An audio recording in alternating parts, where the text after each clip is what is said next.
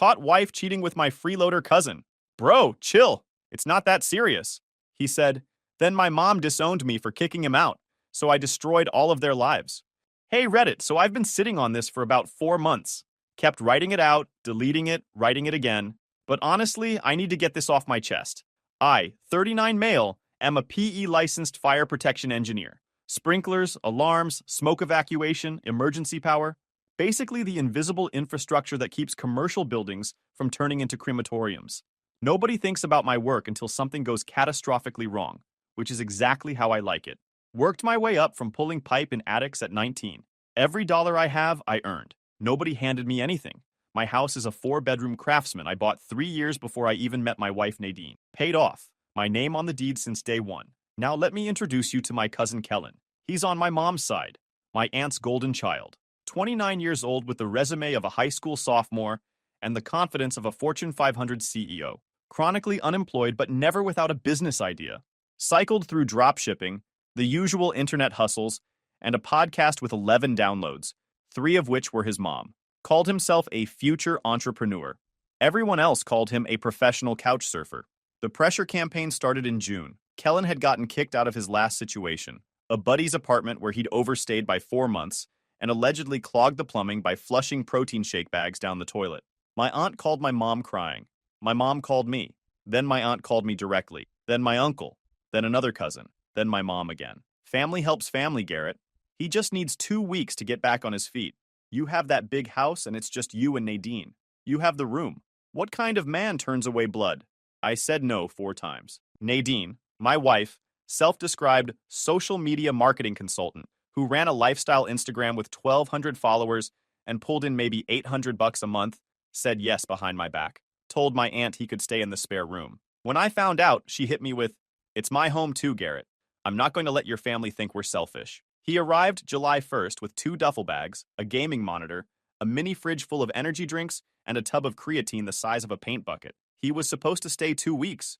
2 weeks turned into 3. 3 turned into 6. By mid-September, Kellen had turned my spare room into a frat house. Gaming rig running until 4 a.m. loud enough to hear through the floor. My hoodies disappearing from the closet. My good cologne half empty in his room. He was using my razor, and putting it back wet without a word. The man treated my house like an all-inclusive hotel, with no checkout date. But the thing that really got under my skin wasn't the mess. It was the flirting. He flirted with everything that moved. Waitresses, baristas, the neighbor's wife, Nadine. The inside jokes I wasn't in on. I told him once to dial it back. He laughed it off. Relax, bro. I'm just friendly. Every time I brought up him leaving, the family phone tree activated within hours. My mom, he's almost got a job lined up. My aunt, you'd really throw him out on the street? Nadine, he's not hurting anyone, Garrett. Stop being so rigid. So I stopped pushing. Kept grinding my 12 to 14-hour days on the Crestview Hospital campus project. Full life safety redesign across 6 buildings. Fire marshal breathing down our necks about code compliance timeline. I was working so hard I barely saw my own house in daylight. That was by design. Theirs, not mine. I was at my desk in the construction trailer reviewing fire alarm riser diagrams when my phone buzzed with a fraud alert. One of my credit cards, an older one I barely used kept in a kitchen drawer for emergencies, had just been charged $47.83 at a pizza delivery place. I hadn't ordered pizza. Nadine was supposedly at her sister's house for the afternoon, and Kellen didn't have access to that card, except he lived in my house. And the card was in an unlocked kitchen drawer. I could have called the bank and disputed it. Could have texted Nadine and asked what was going on. Could have let it go and dealt with it at midnight when I got home. Instead, I opened the delivery app on my phone, logged in, checked the recent order. 1 large pepperoni, 1 order of garlic knots, delivered to my address 40 minutes ago. Handed to someone at the door, at 2:15 p.m. on a Wednesday, when nobody was supposed to be home except Kellen, and he didn't have the money to order water, let alone delivery. So either he found my card and ordered himself pizza, which was theft, or someone was at the house with him sharing that meal. I drove home, didn't speed, didn't call, didn't text, just drove with the windows down and my brain running through every possibility. Maybe Nadine came home early and they were just hanging out. Maybe there was an explanation. Maybe I was jumping to conclusions and this was just him being him, helping himself to something that wasn't his, as usual. But the deeper I drove into my neighborhood, the quieter that rational voice got. This was off. His truck was in the driveway, which was normal. Nadine's Lexus SUV was parked around the corner on the next block, half hidden behind a neighbor's hedge. That was not normal. She was supposed to be across town at her sister's. Why would she park around the corner from her own house? You only hide your car when you don't want someone to know you're there. The house was quiet when I walked in. No TV. No gaming sounds from his room. Just a pizza box on the kitchen counter with 2 plates. 2 and 2 glasses. You get the picture. Then the sound from upstairs. A thump. Her laugh, muffled, breathy, unmistakable. The kind of laugh you don't confuse with anything else when you've been married to someone for 12 years. I stood at the bottom of those stairs and felt my heart jump into my throat, every instinct screaming at me to charge up there, kick the door in, put Kellen through the drywall I'd hung myself. I pulled out my phone, opened the camera, photographed the pizza box on the counter, the receipt stapled to it, the 2 plates, the 2 glasses, Nadine's purse on the kitchen chair she supposedly brought to her sister's house, and my credit card sitting in the open drawer where he'd fished it out. Opened the delivery app and screenshotted the order confirmation with the timestamp and address. Evidence first. Then I climbed those stairs, one at a time. Silent on the carpet runner I'd installed in April. The master bedroom door was cracked open about 4 inches. I pushed it the rest of the way with 2 fingers. Every detail burned in permanently. My bed, my sheets, my wife, and Kellen. Shirtless. That stupid tribal armband tattoo on full display. In my bed, in my room, in my house. Nadine saw me first. She didn't scream, didn't scramble for the sheets. She just stared at me like I was the interruption, like I'd walked into the wrong room at a hotel. Kellen sat up. And here's the part I'll take to my grave. He didn't look guilty. He didn't look scared. He looked annoyed, like I was interrupting his Wednesday afternoon. This man who was living rent-free in my house, eating my food, wearing my clothes, using my razor, charging pizza to my credit card, and sleeping with my wife, and he looked at me like I was the problem. Bro, chill, he said. It's not that serious. I felt the rage, massive, white hot, pressing behind my sternum like a pressure vessel about to fail. But I held it, voice flat, controlled, like reading a code violation report out loud. Get your stuff and get out of my house, both of you, now. He swung his legs off the bed, pulling on his shorts like this was a minor inconvenience. Come on, man. You're overreacting. Sit down and... I'm not asking twice. That's when Kellen decided to be stupid. He stood up, chest puffed, and walked straight toward me. Not to leave, to crowd me. Got about 8 inches from my face, close enough I could smell my own cologne on him, and put his hand flat on my chest. Pushed. Not light. A full shove that rocked me back into the doorframe hard enough to crack the trim. You're not kicking anybody out, bro. Calm down before you do something you regret. I grabbed his wrist off my chest, pivoted, and drove him sideways into the bedroom wall. Not a movie hit. A fast, ugly collision of a 220-pound engineer who's been hauling pipe and climbing scaffolding for 20 years against a guy whose biggest workout is moving a gaming mouse. His shoulder hit the drywall and left a crack shaped like a spiderweb. He bounced off and swung, a looping right hand aimed at my jaw. Sloppy. Slow. I stepped inside it, caught it on my forearm, and put a short right into his ribs that folded him in half. He doubled over, staggered into the dresser, and knocked it sideways. Lamp hit the floor, jewelry box scattered, picture frames crashing everywhere. He tried to straighten up and I shoved him back down. Hard. He caught himself on the bed frame and stayed there, wheezing, one hand on his side. Whole thing took maybe 8 seconds. Felt like 45 minutes. My knuckles were throbbing. Split skin on the second one. His rib bone did that. He had a busted lip from clipping the dresser edge on the way down and a red mark spreading across his shoulder. Blood on my sheets. My sheets. Nadine was screaming. Not words at first, just noise. Then, Garrett, stop, stop. Oh my God, stop. I wasn't touching anyone. I was standing in my own bedroom, breathing hard, looking at Kellen crumpled against the bed frame he'd helped himself to. Get up. I said it quiet. That was worse than yelling, and they both knew it. He looked up at me and the cockiness was gone, completely erased. Something I'd never seen on him before. Like he just figured out the quiet guy who paid for everything had a line, and he'd blown right past it. Get your stuff. You have 5 minutes. Anything still in this house after that goes on the lawn. Garrett, Nadine started, clutching my bathrobe around herself. 4 minutes, 50 seconds. He scrambled. I'll give him that. The man moved faster than he had in 3.5 months of living under my roof. He was cramming clothes into a duffel bag, grabbing his gaming headset, scooping up shoes, hands shaking, lip dripping red onto the carpet. Nadine switched scripts. Tears. Voice cracking. Garrett, please. It just happened. It was one time. We can talk about it wasn't one time. I didn't have proof of that yet, but the way she flinched told me everything I needed to know. Liars don't flinch at wrong accusations. They flinch at right ones. Baby, I made a mistake. I know I. You parked your car around the corner so I wouldn't see it. That's not a mistake, that's a plan. Get dressed and get out. He hauled his duffel to the hallway, paused at the top of the stairs, tried one more time. Look, bro, it was just. Call me bro one more time. He went down those stairs fast. Nadine tried a different angle, went from sad to threatening in about 3 seconds. Her specialty. You can't kick me out, I live here. I'm your wife, I have rights. You have a car parked around the corner and Kellen waiting in the driveway. You can figure out your rights from somewhere else tonight. I'll call the cops. Please do. I'd love to file a report while they're here. That shut the threat down cold. She got dressed in silence, grabbed her purse from the kitchen, the one she'd supposedly taken to her sister's house. At the front door, she turned and gave me the look that cheaters always give when the script runs out. Not guilt, anger. Because I wasn't playing the part she needed me to play. I wasn't breaking down. I wasn't begging her to stay. I wasn't giving her the emotional chaos she could use as cover. You're going to regret this, she said. Already do. 12 years of it. The door closed. I watched from the window as Kellen threw his duffel into his truck. Nadine walked around the block to her hidden Lexus. He tried talking to her in the driveway. She shoved past him. They left separately. Good. Let them figure out the logistics of their little arrangement somewhere that wasn't my house. I locked the deadbolt, set the chain.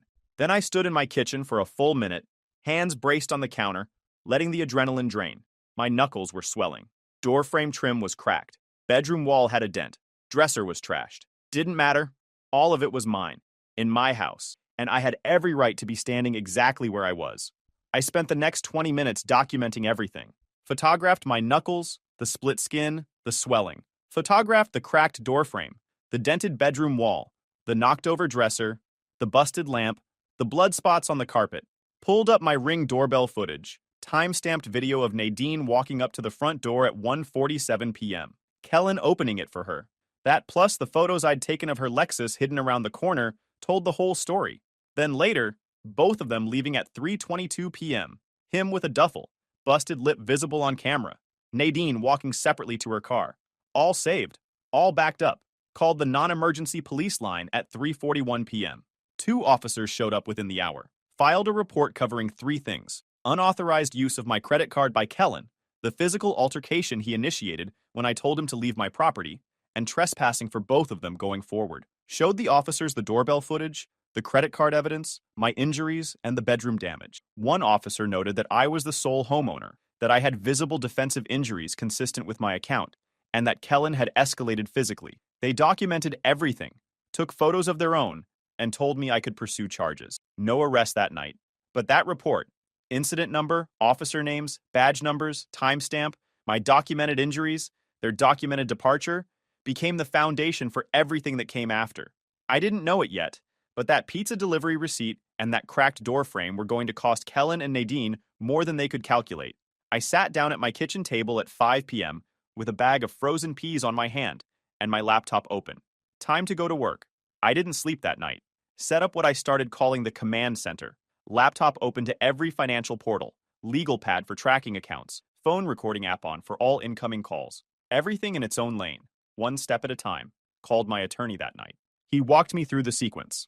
By Thursday morning, I was first through the bank doors, removed Nadine as authorized user on every account, canceled every credit card with her as secondary, redirected my direct deposit to a new institution. Total once transfers cleared, roughly $347,000. Every cent earned by me. Nadine called the bank 2 days later screaming I'd stolen her money. They put a temporary fraud hold while they investigated. Cost me 72 hours and 2 extra trips with pay stubs and tax returns before they released the funds. Even when you're completely right, an angry phone call can slow you down when institutions move at their own speed. By Friday, I'd met with my attorney in person, known him 15 years, sharp, zero sentimentality. Gave him the full download, police report, every photo, Ring doorbell footage. Divorce proceedings? He asked. Not yet.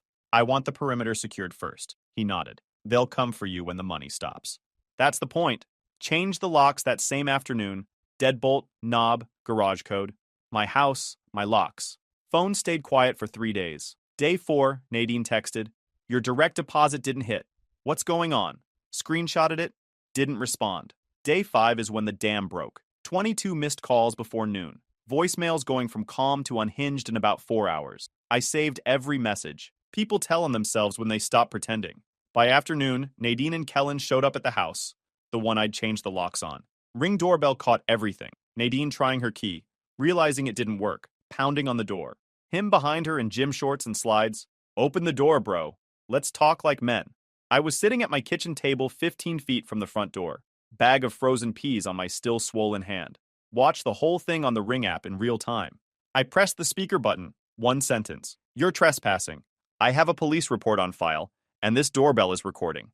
Leave or I'm calling. He stepped back like the doorbell had grown teeth. Nadine kept going for another 2 minutes. Threats, sobbing, the whole rotation. Then a neighbor across the street came out on his porch. She saw the audience and dialed it down. They left, saved the footage, filed a second trespass complaint. The neighbor, good man, gave me a written statement the next day. Unprompted. He'd seen enough. Phase 1 complete. Every system has failure points. Kellen's were everywhere because his entire life was held together with energy drinks and audacity. First move, the credit card theft. That police report I filed. It went somewhere. The $47.83 charge was small, but unauthorized use of a credit card is a crime in this state regardless of amount. I provided the delivery receipt, the photo of my card in the drawer, my badge records proving I was at the Crestview job site when the order was placed, and the delivery confirmation with the timestamp. Detectives followed up within 2 weeks. He got charged with misdemeanor theft, not prison, but a criminal record that follows you on every background check, lease application, and job screening. For a guy who already couldn't hold employment, that charge was a cement block tied to an anchor. Second move, the assault. My injuries were documented. His were consistent with being stopped, not attacked. Attorney filed for a restraining order based on the shove, the swing, and the subsequent trespass at my home, granted within 10 days. The guy who'd lived rent-free in my spare room for 3.5 months couldn't even drive down my street. Third move, formal eviction. He'd been there over 3 months, which meant tenant protections could theoretically apply. Attorney filed the paperwork first week of November, citing the police report as grounds for emergency removal. He didn't contest it because contesting requires a lawyer, and he couldn't afford gas money, let alone legal fees. Clean on paper, bulletproof. Fourth move, I started telling the truth, not a smear campaign, not anonymous tips. Called 6 people in our circle and told them exactly what happened. Plain language, no embellishment, just facts. Turns out I wasn't the only one Kellen had burned. One buddy had lent him $2,800 for a business license that never materialized. Another was out $1,500 for car repairs he spent on gaming equipment. A third had co-signed a gym membership he defaulted on after 2 months, sticking the friend with an $1,100 early termination fee. Over $5,000 in unpaid debts across our circle. Within 2 weeks, 2 of them filed small claims cases. His phone was detonating. His social media went quiet, then dark. The criminal charge landed, the restraining order hit, and the small claims judgments started piling up on his credit like barnacles on a hull. His truck got repossessed because he'd been behind on payments even before the collapse. Turns out the entrepreneur lifestyle was financed entirely by other people's wallets and patience. Landlords run credit checks. Employers run background checks. His now included a theft charge, a restraining order, and multiple judgments. Nobody was opening a door for him. The guy who thought he could sleep with my wife, live in my house, and steal my credit card without consequences found out that every single one of those choices had a receipt attached to it. Last I heard from a cousin who still talks to me, he ended up back at his mom's house, 30 years old in his childhood bedroom, working part-time at a warehouse for barely above minimum wage. The future entrepreneur answering to a shift supervisor and clocking in at 5 a.m. May the force be with you, buddy. You're gonna need it. I didn't hack anything, didn't stalk anyone, told the truth, filed legitimate legal actions, and reported real crimes to the right people. The system did the rest. This is the part that hurt worse than catching them. When the money stopped and the legal papers started flying, my phone turned into a war zone. Not Nadine, my own blood. My aunt called first, his mom, screaming so loud I had to hold the phone 6 inches from my ear. You're destroying my son's life over a mistake. You put your hands on him. He's your family. I let her finish her rant. Took about 6 minutes. Then I said, calm as concrete. Your son slept with my wife in my house while eating my food and spending my money. When I told him to leave, he shoved me into a doorframe and swung at me. He's got a criminal charge because he stole my credit card. If you think all of that is just a mistake, we're using different dictionaries. She hung up on me. Then the cousins. Texts flooding in. You're going too far. You didn't have to fight him. He didn't mean for it to happen. She probably came on to him. That last one almost made me laugh. Almost. One of his older cousins, a guy I'd never liked, showed up outside my house one evening. Didn't ring the bell. Just stood on the sidewalk, arms crossed, trying to look intimidating. Ring doorbell caught the whole thing. I watched from the kitchen window, took a screenshot, texted it to my attorney, and went back to eating dinner. My lawyer sent a trespass warning to him the next day. Never came back. My uncle, his dad, called and actually tried to be reasonable for about 30 seconds before pivoting to, "Look, Garrett, maybe if you'd been home more instead of working all the time, this wouldn't have happened." I hung up. First time I'd ever hung up on a family member in my life. Honestly, should have done it years ago. A week later, my aunt and two of her kids showed up at my dad's house. Not mine, my dad's, and screamed at him in his own driveway for raising a violent, heartless son. My dad, a man who has never raised his voice in 67 years of living, walked inside and locked the door. He called me that night. "I'm done, Garrett. I'm done with all of them." But the worst was my mom, my own mother. She called the night the trespass warnings went out and told me I was heartless, said I was ruining a young man's future over jealousy, and that I'd assaulted Kellen instead of handling it like an adult. When I pointed out that her nephew had been sleeping with her daughter-in-law in her son's own bed for weeks, and then shoved me when confronted, she said, and I will never forget this, "Well, maybe if you'd paid more attention to your wife instead of working all the time, she wouldn't have looked elsewhere." I sat in my kitchen and stared at the wall for a solid 20 minutes after that call. Let that sink in for a second. My own mother, the woman who raised me, told me the affair was my fault, took her nephew's side over her own son, not because she believed it, but because her sister was in her ear, and my mom has never once in her life been able to stand up to that woman. My dad called me the next morning, quiet, measured. "I heard what your mother said to you last night. I want you to know I don't agree with a single word of it." "Thanks, Dad. I've been watching her enable your aunt's family for 35 years. Her nephew, his brother, your aunt's spending. Your mother writes checks with my money to bail them out, and I've been too passive to stop it. That ends now." 2 weeks later, Dad moved out. Filed for divorce within the month. 41 years of marriage, and Mom's decision to side with the guy who wrecked her son's home was the straw that finally broke it. Dad told me later it wasn't just this. It was 35 years of watching her bail out her sister's family, write checks behind his back, take their side in every single conflict, and treat his feelings as optional. My situation was just the one that made him realize it was never going to change. Dad got an apartment 15 minutes from mine. We started having dinner every Thursday. He told me he should have done it years ago. Said watching me refuse to fold gave him the push he'd been missing for decades. Mom tried calling me 3 times after that. I let everyone ring out to voicemail. Her messages got progressively more desperate. First angry, then guilty, then pleading. She never once apologized for what she said. Just kept insisting I was tearing the family apart.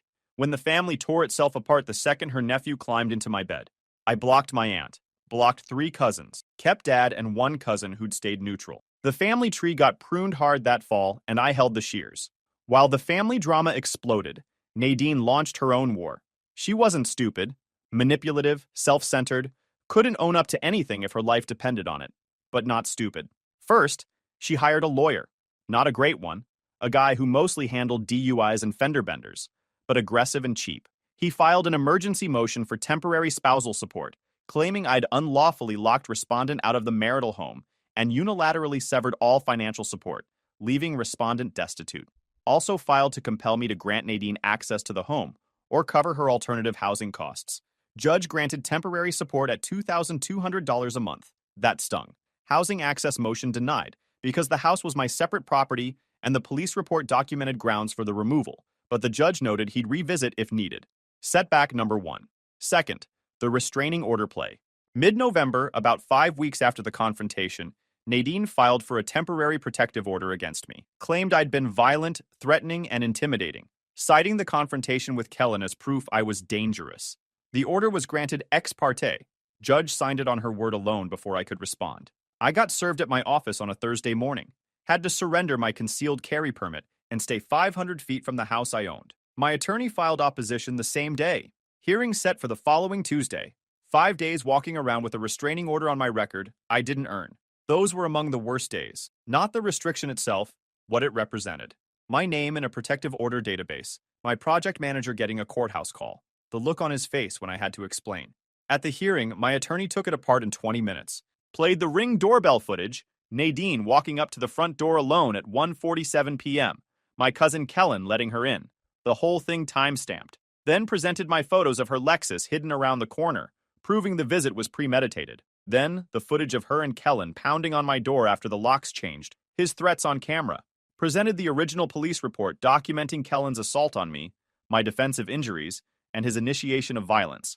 Submitted my clean record, 0 prior incidents, 0 threatening communication. Nadine's lawyer tried spinning the confrontation as proof of volatility. My attorney pointed out that a homeowner defending himself against assault in his own bedroom after discovering an affair isn't volatility. It's a Tuesday in this state's Castle Doctrine. Judge dissolved the order, issued a written finding that the petition was not supported by credible evidence and appears to mischaracterize a documented self-defense incident, and warned Nadine about misusing court proceedings. That finding went straight into our case file, ammunition for later. But those 5 days cost me sleep, credibility at work, and a knot in my gut that took weeks to unwind. That's the part revenge stories skip. Even when you win, absorbing the hit still hurts. Then she went after my reputation from every angle she could think of, called everyone we knew, and told them I was violent, emotionally abusive, dangerous, targeted the wives first, knowing they'd pressure their husbands, lost 4 friendships outright. 2 guys sent texts starting with, "I don't want to take sides, but," which is always the opening act to taking a side. She called my company's HR department and told them I was unstable. Inquiry closed in 3 days because my record was clean and my project was ahead of schedule. Sent a bait email full of apologies, meant to get me to respond emotionally so her lawyer could screenshot it. Forwarded it to my attorney without a word. Posted on Instagram about her violent, narcissistic husband. My attorney's advice: the court is the only audience that matters. Hardest thing I've done, watching people believe lies about you and choosing not to fight back publicly. My buddy Reggie was the exception through all of it. Former Marine, zero nonsense. Called me straight. Nadine's telling everyone you're a monster.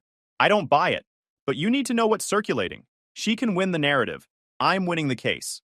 Then came the job site ambush. 2 days after HR cleared me, Nadine showed up at the Crestview Hospital campus, passed the construction gate without a hard hat, without a badge, without signing the visitor log. 3 safety violations before she said a word. Found my trailer and started a scene. Tears, pleading, loud enough for the crew outside.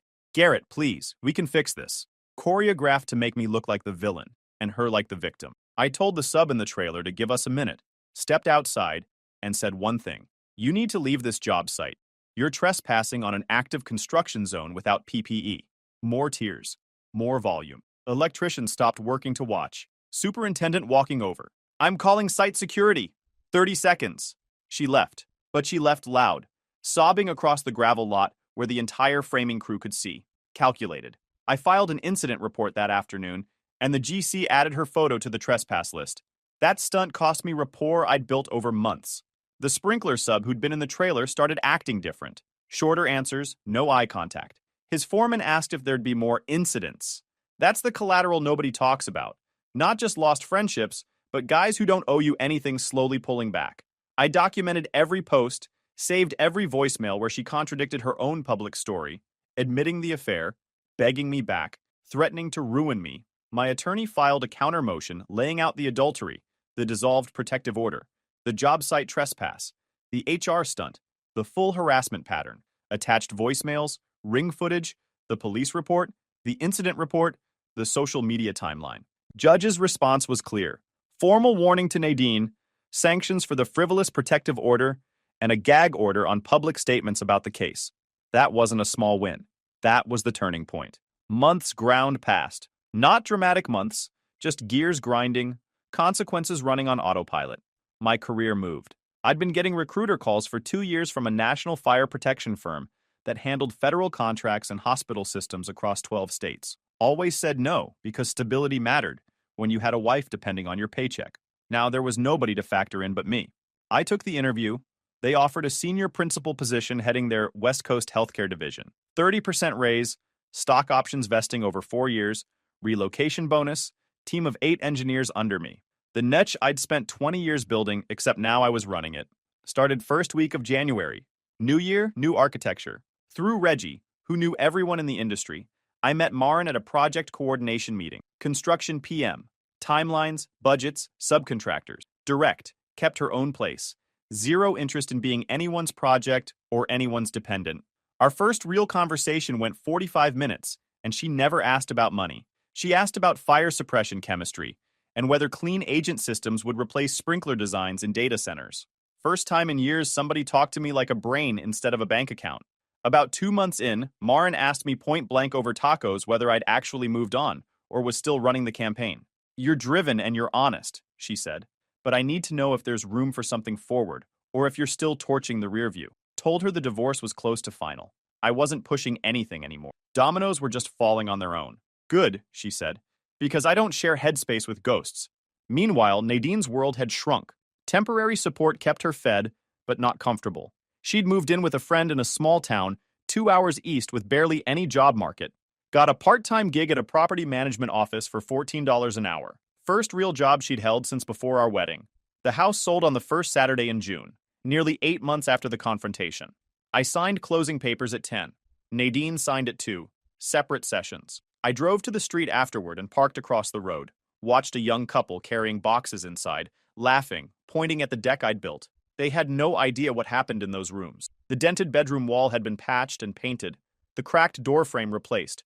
Every trace of that night, just gone. A sold banner covered the sign. Nadine showed up 20 minutes later. Thinner, hair shorter, off-the-rack jacket and jeans. She stood on the sidewalk staring at the house, then saw my truck and walked over. I got out, leaned against the hood. Might as well face it standing. Your lawyer filed to end support early, she said. Voice flat, but I could hear the tension under it. My attorney got the ruling Wednesday. Judge granted early termination. The sanctions from your protective order stunt and the conduct findings gave him everything he needed. I watched the color drain from her face in real time. She came thinking she could negotiate, walked right into a done deal. I can barely cover rent. This wasn't supposed to go like this. It went exactly how you made it go. You invited Kellen into our house against my objection, and then you invited him into our bed. Every consequence you're living right now. You built it. Both of you did. Her jaw tightened. For a second, I saw the old version flicker. The one who'd reframe, redirect, spin the story until she was the victim and I was the bad guy. I watched her cycle through the playbook. Tears, guilt, anger, victim. None of it was landing on whatever version of me she was looking at now. She just looked spent. I don't recognize you, she said. Good. She walked away without looking back or saying another word, got in a friend's car, and was gone. My phone buzzed 10 minutes later. Kellen's number. Garrett. It's Kellen. Long pause. Just wanted to say you won. I'm at my mom's house working warehouse shifts. Criminal record, restraining order, can't get an apartment because of the judgments. You torched everything. Silence. It was just a hookup, man. People mess up. You didn't have to nuke everyone's life over it. You shoved me in my own bedroom and took a swing at my head. You were wearing my clothes, eating my food, charging my credit card, and sleeping with my wife. What exactly did you think was going to happen? Long pause. You're cold, Garrett. Goodbye. Blocked the number. Last word I'll ever waste on that chapter. Frankly, my dear, I don't give a darn. Picked up Marin at 7. New Peruvian spot on 4th Street. Good food, better company. She didn't ask about the house closing. Talked about a project she'd landed that week and asked if I wanted to go hiking Sunday. When I told her it was done, every thread cut, every document signed, she squeezed my hand across the table and said, Good. Now we go forward. Guys, we are so close to hit 100,000 subscribers on this channel. If you are not subscribed to the channel, please consider subscribing. It really helps hit that 100,000 mark. Thanks for making this dream come true. I found my wife's boss, listed as my kid's emergency contact. I stayed silent, called a lawyer, and set them up. What followed was brutal. Hey Reddit, I'm Chester, 39 male. Grab a snack and strap in. This one's a ride. So, I was 40 feet up a utility pole outside Nagani when my phone buzzed in my pocket. January in the Upper Peninsula, wind chill around -15, and I'm strapped into a harness running diagnostics on a transformer that's been giving us grief. Not exactly a great time to check notifications, but the buzz pattern was the school app, Safe Connect, the one Marquette area public schools rolled out 2 years ago so parents could manage emergency contacts, pickup authorizations, field trip permissions. I'd set it to notify me for any changes. Claire always joked that made me the boring parent. I wore it like a badge. I finished the diagnostic, descended, peeled off my outer gloves in the truck, and opened the app. There was an update notification from 3 hours ago. Someone had modified the emergency contact and pickup authorization list for both Elsie and Aaron's accounts. I tapped it expecting to see Claire had added her mother again, or maybe updated a phone number. What I saw instead was a name that made my stomach drop. Wade Mercer, listed as emergency contact number 2. Pickup authorized. Relationship listed as family friend. And there was more.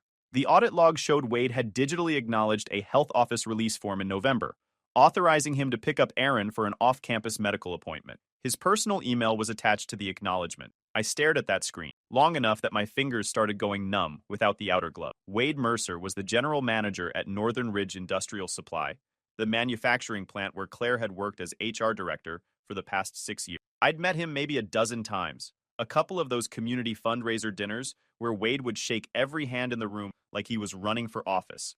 He was one of those guys. Mid-40s, silver at the temples, good suits for a plant manager in the UP.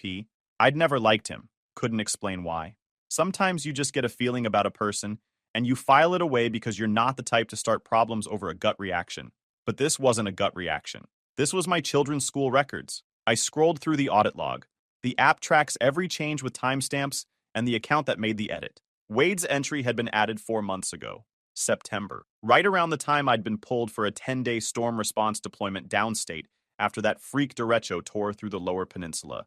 I was sleeping in motel rooms and running 16-hour days restoring power to 3 counties. The edit was made from Claire's account, and then the health office release. The audit metadata showed it had been acknowledged from Wade's personal email address. My son had a doctor's appointment in November, one Claire had told me about, but Wade had been the one to take him. I checked my own calendar. November 9th, the second day of another storm call. I'd been in Iron Mountain running a line crew through an ice event. Claire had texted me that night saying Aaron's checkup went fine. I sat in my truck in the parking lot for 45 minutes. Engine running, heat blasting, staring at an audit log on a school app. My crew lead radioed twice asking if I was coming back. I told him I was dealing with a family thing. He said, take the afternoon. The thing about discovering something like this is that your brain doesn't process it in order. It processes it in waves. If he's listed as emergency contact, someone had a conversation about it. If he acknowledged a medical release, he was involved in my kids' health care. If he picked up my kids, he drove them somewhere. My kids were in his car. How long? How deep? What else? The next morning, before my shift, I drove to Elsie's school and asked to speak with the front office administrator. Her name was Pam, and she'd known my family since Elsie started kindergarten.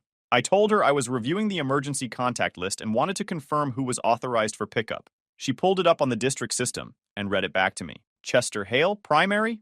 Wade Mercer, secondary. Colleen Hale, tertiary. My mother was third, behind Wade Mercer. I asked Pam if Wade had ever actually picked up either of my kids. She checked the district sign-out logs. Twice. Both times during my storm deployments. Once in October, once in November. Both early dismissals on days Claire was listed as unavailable. I kept my voice level. Pam, I need you to do something for me. Print those records before anything changes, and I need a release hold put on both kids' accounts right now. Any pickup request goes through me directly. Phone confirmation required, no exception. And remove Wade Mercer from the authorized list. Pam nodded. I can do that, Mr. Hale. I'll need you to sign a form updating the authorization. I'll sign whatever you need. She printed the pickup logs, the audit trail, and the emergency contact history. I signed the new authorization form, restricting pickup to myself and my mother only. She gave me a look like she wanted to say something but didn't. In a town like Marquette, everybody knows everybody.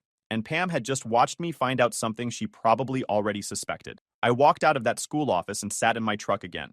Not shaking, not crying, just sitting there with the kind of knowledge you can't unknow. The man my wife worked for had been picking up my children from school. I didn't go home angry.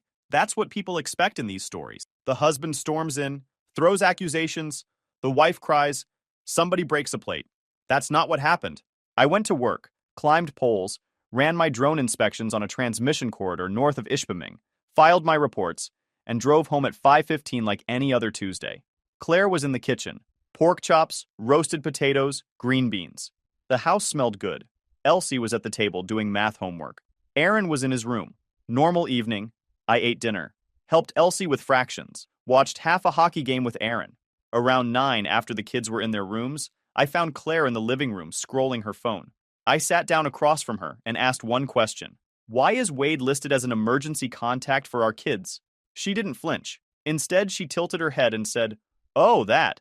I added him months ago as a backup because your mom's number kept going to voicemail. He offered, and I thought it made sense since he's local and has flexible hours. Delivered like a policy explanation. Smooth. Reasonable. I said, he acknowledged a medical release for Aaron. From his own email. Claire nodded. You were downstate.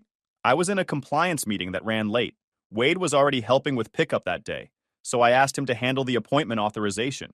It's not a legal document, Chester. It's a school health office form. Every answer she gave was preloaded. She'd already thought about what I might ask and had a perfectly rational explanation sitting in the chamber. I watched her face while she talked, calm, concerned for me, like I was an employee who'd raised a valid question, and she was walking me through why there was nothing to worry about.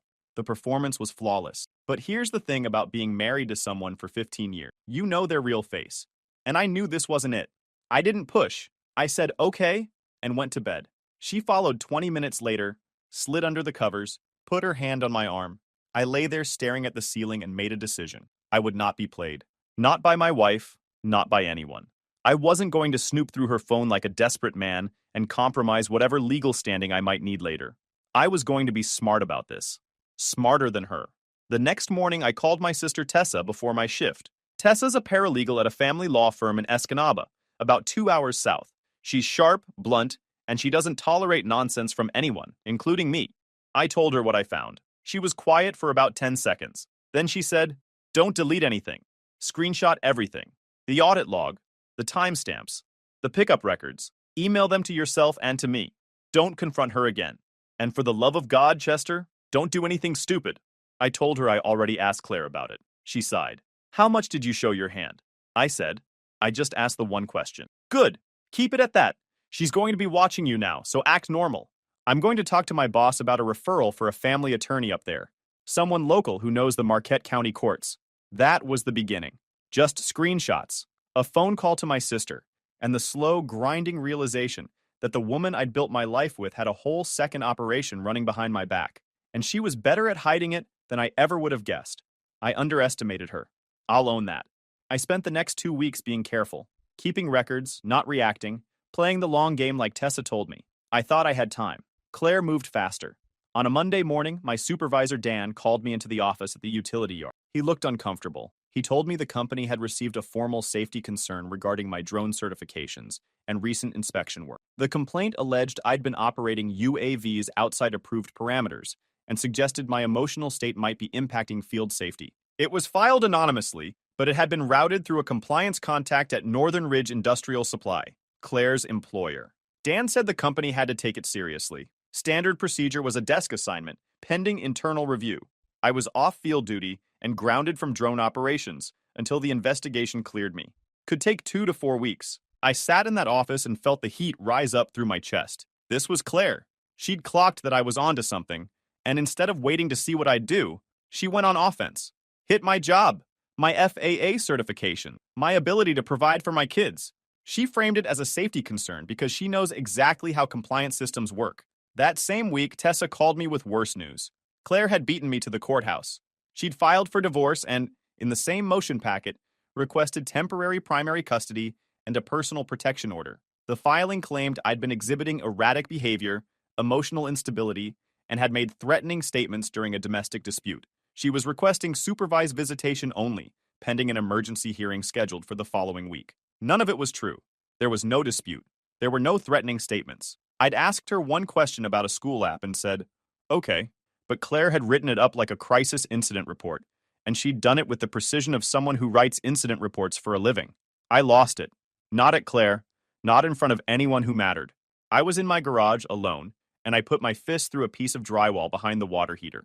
Stood there with plaster dust on my knuckles, breathing hard, feeling every bit of the rage I'd been stuffing down for 2 weeks. Then I called Tessa. She talked me off the ledge in about 90 seconds. This is what she wants, Chester. She wants you to react so she has evidence. Now listen, her motion is garbage, but we need to respond fast. I talked to Greg Lindqvist in Marquette. He's good. Family law, 20 years, knows the judges. He can file a response by Thursday. You need to meet with him tomorrow. I met Greg the next day. He was a guy in his 50s. He read Claire's motion, read my screenshots of the school app audit log, and said, she overplayed her hand.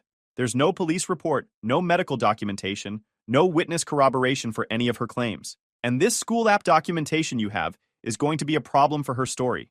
Her timeline doesn't work. He was right.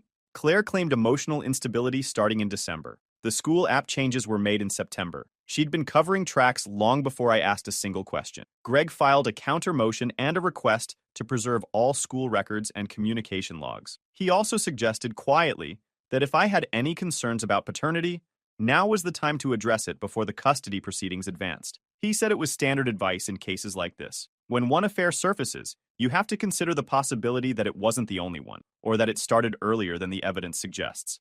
I'd been thinking about it already. Not because I wanted to, because I had to. I ordered 2 DNA testing kits that night, sat on the edge of my bed holding the boxes, and felt sick to my stomach. Elsie has my eyes. Aaron has my jaw. But the doubt was in me now, and I couldn't unfeel it. I collected the samples the next morning during breakfast, told the kids it was for a health screening through my insurance. Aaron shrugged. Elsie asked if it would hurt. I told her it was just a cheek swab. She said, "Cool," and went back to her cereal. I mailed the kits and waited. And for the first time in this whole mess, I was genuinely scared. Not of Claire. Not of losing. Scared that those kids might not be mine, and that everything I'd believed about my family for 14 years was fiction. In Marquette, news travels faster than plow trucks. By the 3rd week, everybody had a version of the story. Claire and I were seen not sitting together at Elsie's basketball game. I was spotted at Greg Lindqvist's office twice. Claire was telling coworkers I was going through a mental health episode, which is a phrase designed to generate sympathy for her and suspicion toward me without saying anything actionable. The kids were absorbing all of it. Aaron came home from school one day and said, "Tyler Brandt told me his mom said you and mom are splitting up." I told him Tyler Brandt's mom should worry about her own business. He gave me a look that was way too old for 14 and said, "Is it true, though?" I told him his mom and I were working through some things. He said, "Is it because of the guy from her work? What made you say that?" I asked. "Well, she talks different when he calls. Like her voice goes up. And she always leaves the room. I'm not dumb, Dad." That one landed hard. My 14-year-old had noticed things I'd missed, or chosen not to see. Elsie was quieter about it, but she'd started sleeping with her door open and asking me every morning if I'd be home after school. She'd also started making her own lunch instead of letting Claire do it. Kid radar is real.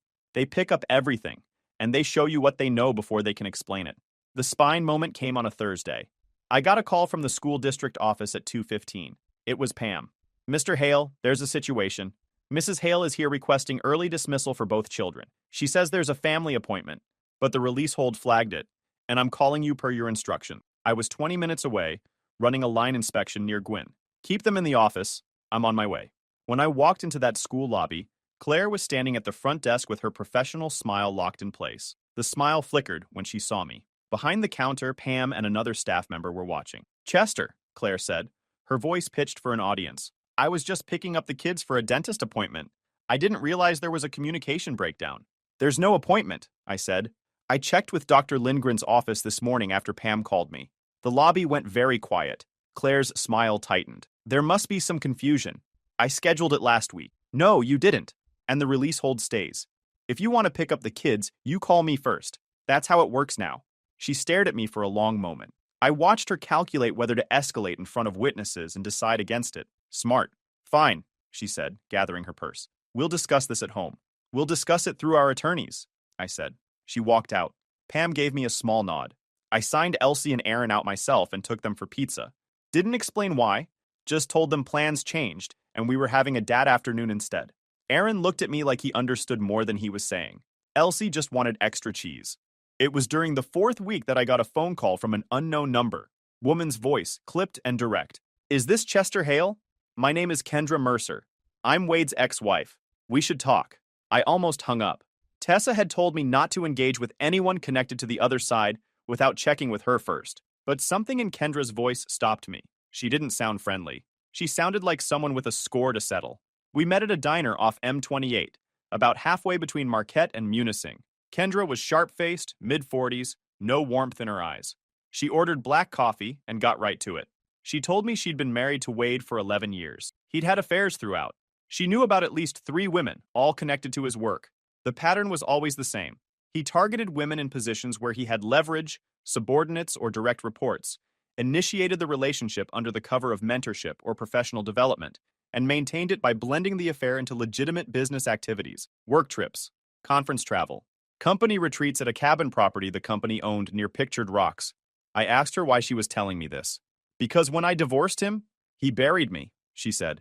He had better lawyers, more money, and the whole town thought he was a saint. I got painted as the bitter ex. He got the house. I got a settlement that barely covered my moving costs. I'm telling you because if you're about to go up against him, you need to know what he does. And because if you win, it means I wasn't crazy. She handed me a folder. Inside were printouts, credit card statements showing paired hotel bookings, mileage reimbursement forms from Northern Ridge showing destinations that didn't match any plant business, calendar entries she'd screenshotted before their divorce that showed blocks marked NR Development Retreat on weekends that coincided with her own records of Wade being unreachable, and the company cabin near Pictured Rocks. She had the address, the booking system login her lawyer had never been able to subpoena in time, and records showing it was used regularly outside of any official company event. This isn't charity, Kendra said. If your lawyer subpoenas the right records, it all comes out. His pattern. The company's liability for looking the other way. And maybe I finally get to stop being the woman nobody believed. I took the folder, thanked her.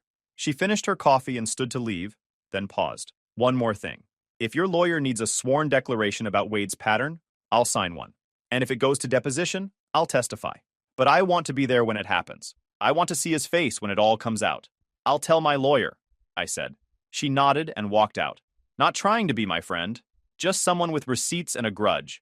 And right then, that was exactly what I needed. Greg moved fast once he had Kendra's material to work with. He filed subpoenas for Northern Ridge's travel reimbursement records, company vehicle mileage logs, and booking records for the Pictured Rocks cabin property. He also requested calendar metadata from both Claire's and Wade's work accounts. The subpoena process wasn't instant. Wade's attorney fought every request, motions to quash, claims of corporate privilege, arguments about relevance. Each one took days to brief and schedule. The legal system runs on paperwork and patience, not anger. But the judge granted the discovery requests. The school pickup authorization, combined with the pattern allegations, created sufficient grounds. Because minor children were involved and the school records showed potential safety concerns, the judge also set an expedited hearing schedule. While the legal machinery churned, the social pressure intensified. Wade was a board member for the Marquette County Chamber of Commerce. He coached youth hockey. In a town of 20,000 people, Wade Mercer was a pillar, and I was a utility worker trying to take him down. People I'd known for years started acting different. Guys from my crew stopped inviting me to their weekend card games. One dad at Elsie's basketball told me I should get some help, and that Claire was really worried about me. A woman at the grocery store stopped me to say that Claire was such a sweet person, and every marriage has rough patches. The narrative was spreading exactly the way Claire designed it. Concerned wife, unstable husband, nothing to see here. I learned something important during that stretch. When you're telling the truth in a situation like this, nobody believes you at first. The liar has the advantage. They've had time to build the story, plant the seeds, recruit the allies. The truth is always playing catch-up, and nobody's cheering for you while you run. Then Wade tried his move. He showed up at the utility yard one afternoon, leaning against a new truck in the parking lot, waiting for me. Big smile, firm handshake offer. Chester, can we talk for a minute? Man to man? I didn't shake his hand. I stood 10 feet away with my hands in my jacket pockets and let him talk. He opened with concern, said he'd heard I was going through a rough time, said he understood how stressful marital problems could be, said there was nothing inappropriate about his relationship with Claire, that he'd only been trying to help with the kids because Claire asked. Then he pivoted to the offer. I know legal fees add up, Chester, and I know this kind of thing can get messy in ways nobody wants. What if we all just took a step back? I'll remove myself from the school contacts. Claire and I can establish some professional distance, and maybe we can all move forward without dragging this through the courts. Translation: drop it, and I'll throw you a bone. I looked at him for a long time, long enough that his smile started to crack around the edges. Then I said, you took my son to a doctor's appointment. You picked up my daughter from school, and you want to handle this man to man? I turned around and walked back into the yard. Heard him call my name once. Didn't turn around. That night, I called Greg and told him about the conversation. Greg said Wade approaching me directly while I was represented by counsel was a serious violation of litigation protocol. He added it to the file. The subpoenaed records started coming in over the next 2 weeks. The picture they painted was devastating. Over 3 years, Claire and Wade had taken 14 trips to the Pictured Rocks cabin, none of which corresponded to any official company retreat or event. The mileage reimbursements showed Wade's company vehicle logging routes to the cabin on weekends. Claire had told me she was at HR conferences downstate. The calendar metadata showed Wade blocking identical time slots marked development planning that overlapped perfectly with Claire's conference weekends, and then the expenses. Wade had been running dinners, cabin supplies, even gas for Claire's car through his corporate card, buried in line items labeled regional operations and stakeholder development. Northern Ridge's accounting was either negligent or complicit. Either way, it was a liability bomb. Greg arranged a meeting with Northern Ridge's corporate counsel, not to negotiate, to inform them that their GM had been funneling personal affair expenses through the company for years, and that the evidence was now part of a family court proceeding that could become public record. The room got very quiet after that. The DNA results came back on a Thursday. I picked up the envelope from the post office on my lunch break, sat in my truck in the parking lot of the dead mall on US 41, and opened it with hands that weren't entirely steady. Both children. Confirmed biological match to Chester Hale. Probability of paternity, 99.998%. I put my head back against the headrest and sat there for 15 minutes. The relief was physical, like a band around my chest finally loosening. Elsie had my eyes. Aaron had my jaw. They were mine. They'd always been mine. But until I saw it on paper, the doubt had been eating me alive. I'd been watching my kids over the past weeks looking for resemblances, hating myself for it, hating Claire for making me do it. That was over now. Depositions started in late February. Claire went first. Greg's questioning was methodical. He walked her through the school app entries. Claire tried to maintain her composure, but the specifics kept tripping her up. She'd claimed Wade was a casual family friend. Greg asked her to name 3 other casual family friends who had pickup authorization. She couldn't name one. He asked her to explain why she didn't add her own sister, who lived 15 minutes away, instead of her boss. She said her sister's schedule was unpredictable. Greg produced her sister's work schedule showing she had every Friday off. Then the travel records. Greg laid out the cabin bookings side by side with Claire's reported conference dates. 14 overlaps in 3 years. Claire claimed she occasionally used the company cabin for personal decompression after conferences. Greg asked which conferences. She named 3.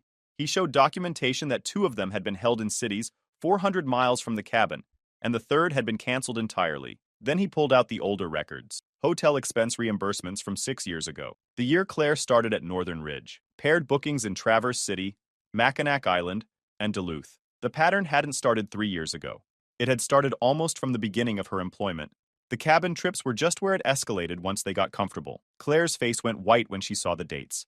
She'd thought the older records were buried or purged. But Northern Ridge kept 7 years of expense documentation for tax purposes, and Greg had subpoenaed all of it.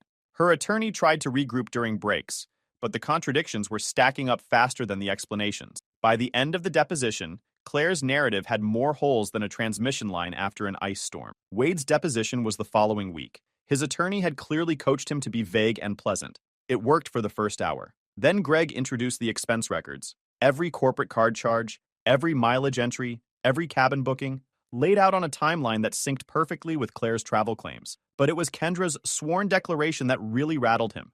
Greg read portions of it into the record, her account of Wade's pattern during their marriage, the same cabin, the same expense category tricks, the same development retreat calendar blocks. Wade's face went pale when he realized his ex-wife had provided documentation. He kept glancing at his attorney like he was waiting for an objection that never came. Wade tried the business development angle anyway. Greg asked him to identify which business was being developed during a Saturday night dinner for 2 at a restaurant in Munising. Wade said he didn't recall the specific purpose. Greg asked about 12 more entries. Wade didn't recall any of them. By the end, his attorney was doing most of the talking, and Wade's jaw was tight enough to crack teeth. Then Claire made her desperate play. The week after depositions, her attorney filed an emergency motion claiming I'd violated custody boundaries and made threatening statements to the children about their mother. The motion requested immediate temporary sole custody. Greg called me the moment he saw it. "They're panicking," he said. "This is a Hail Mary." When did this alleged violation happen? The motion claimed it occurred on a Tuesday evening when I supposedly told the kids their mother was a liar and they should refuse to see her. I checked my records. That Tuesday evening, I'd been at Aaron's basketball practice from 5:30 to 7, then home cooking dinner. Aaron's coach, 3 other parents, and a gym sign-in sheet confirmed my whereabouts. Elsie had been at a friend's house until 6:45, confirmed by the friend's mother. Claire had fabricated an event on an evening with an airtight alibi. Not because she was stupid, but because she was desperate and rushing. and desperate people make timeline mistakes. Greg filed the counter evidence within 48 hours. The emergency motion was denied. The judge added a note to the file about concerns regarding the credibility of the movement's claims. That note was the turning point. In family court, once a judge thinks you're a liar, you're done. Claire was done. Everything collapsed on them within 6 weeks of the failed emergency motion. Northern Ridge's corporate counsel completed their internal investigation and concluded that Wade Mercer had misused company resources for personal expenses totaling over $47,000 across 6 years. The company gave him 2 options: resign immediately with a non-disclosure agreement, or be terminated for cause with the findings referred to the board, and potentially to law enforcement for fraud. Wade resigned. But in a town like Marquette, resigned fools nobody. The plant rumor mill had the full story within 48 hours, and the Chamber of Commerce quietly removed him from their board the following month. Wade Mercer didn't leave Marquette with a bang. He left with a moving truck on a gray Tuesday in April, driving south toward Lansing where his brother lived. The youth hockey team he'd coached got a form email saying he was pursuing other opportunities. The Chamber of Commerce website updated his board page to "position vacant" without any announcement. Kendra had been in the hallway the day of Wade's deposition, just like she'd promised. She didn't smile when he walked out looking 10 years older than when he'd walked in. Last I heard through Kendra, he was working as a regional sales rep for a plumbing supply company downstate. Not exactly the empire he'd built. Claire's situation was worse because she had more to lose and fewer places to hide. The custody evaluation went exactly how Greg predicted. The evaluator interviewed both of us, the kids, their teachers, and their school counselor. The report noted that I had been the consistent daily presence in the children's lives, handling school logistics, medical appointments, extracurricular schedules, and daily routines. Claire's work travel, now documented as frequently fabricated, had created extended absences that the kids had gotten used to, but the evaluator called out as checked-out parenting. The report also noted Claire's emergency motion and its subsequent denial, characterizing it as an attempt to manipulate custody proceedings through unsubstantiated claims. The evaluator's recommendation was clear: primary physical custody to me, with standard visitation for Claire. The financial side was ugly. Greg negotiated a settlement that gave me the house with Claire buying out her equity share over 3 years. I'd keep my pension. She'd keep hers. After Greg's fees, which were substantial but worth every dollar, and the cost of the DNA tests, the subpoena process, and the custody evaluation, I came out ahead, but not rich. I came out stable. The drone safety complaint against me was dismissed after a 2-week review found zero evidence of any operational violation. My certifications were reinstated, and my supervisor Dan told me privately that the complaints routing through Northern Ridge had raised eyebrows internally. We knew where it came from, he said. Just had to follow procedure. I was back on field duty and drone ops by mid-March. The divorce was finalized on a Wednesday afternoon in May. But the real ending happened 3 days before that, in the conference room at Greg's office. Claire's attorney had requested a final settlement meeting. Standard stuff, usually. Iron out the last details, sign the papers, be done with it. But Claire had something else in mind. She showed up looking put together. Hair done, good coat. Her attorney laid out the terms we'd already agreed to. Then Claire asked to speak directly. She looked at me across the table and said, "Chester, I want to propose something. I'll sign everything today. No more delays, no more motions, no more fighting, but I need something from you." I waited. When people ask what happened, I need you to keep it vague. Say we grew apart. Say it was mutual. Don't bring up Wade. Don't mention the school records. Don't talk about the expense investigation. If anyone asks, we just didn't work out. She paused. I'll agree to your custody terms. I'll agree to the financial split. I'll even cover an extra 15% of the legal fee. All I'm asking is that you help me keep my professional reputation intact. I'm an HR director, Chester. If this gets out the way it actually happened, I'm done in this industry. There it was. I looked at her for a long time. She held my gaze. She wasn't ashamed. You put him on my kid's emergency contacts, I said. You let him pick up my daughter from school. You told a court I threatened my own children. And you want me to protect your image. She didn't blink. I want what's best for the kids. If their mother's career is destroyed, that affects them too. Tessa, sitting behind me, shifted in her chair. I leaned forward. Here's what I'll do, Claire. I'll agree to keep the details between our attorneys and out of the press. Not for you. For Elsie and Aaron, because they don't need to read about their mother's choices. But I'm not going to lie for you. I'm not going to say we grew apart. I'm not going to call it a misunderstanding. And if anyone asks me directly, I'm going to tell the truth. You can sign the papers as written, or you can keep fighting and lose worse. Her attorney leaned over and whispered something. She looked at me like she was seeing me clearly for the first time in years. She signed the papers. Walking out of Greg's office into the May sunshine, Tessa fell into step beside me. Then she bumped my shoulder and said, "You did good." I picked up Aaron and Elsie from school that afternoon. We drove to the Presque Isle Park and sat on the rocks by the lake. "Is it over?" Elsie asked. "Yeah," I said. "It's over." Aaron turned around. "So what happens now?" I thought about it. The house that was mine now. The job I'd kept. The two kids sitting next to me who had my eyes and my jaw and my last name and my DNA, confirmed on paper, though I'd known it in my bones since the day each of them was born. "Now we just keep going," I said. "Same as before. I'll be here every morning. I'll be here every night. That part doesn't change." The summer was quiet. Aaron started mowing lawns for spending money. Elsie joined a reading program at the Peter White Library. Claire had the kids every other weekend per the agreement. She rented a small apartment on Ridge Street, found work at a staffing agency in Gwyn. Not HR director, entry level. I didn't feel sorry for her. Mostly I felt tired in a way sleep doesn't fix. The exhaustion that comes from 5 months of fighting for something that should never have been in question. My kids, my home, my name. Tessa checked in on me weekly. Sometimes she'd drive up from Escanaba on a Saturday and take Elsie to lunch while I watched Aaron's summer league games. 3 months later, I was running a drone inspection on a new transmission line. My phone buzzed. Beginning of the new school year, routine contact verification. I opened it. Emergency contact number 1, Chester Hale. Emergency contact number 2, Colleen Hale.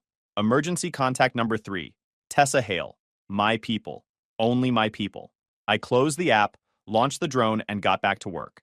Guys, we are so close to hit 100,000 subscribers on this channel. If you are not subscribed to the channel, please consider subscribing. It really helps hit that 100,000 mark. Thanks for making this dream come true.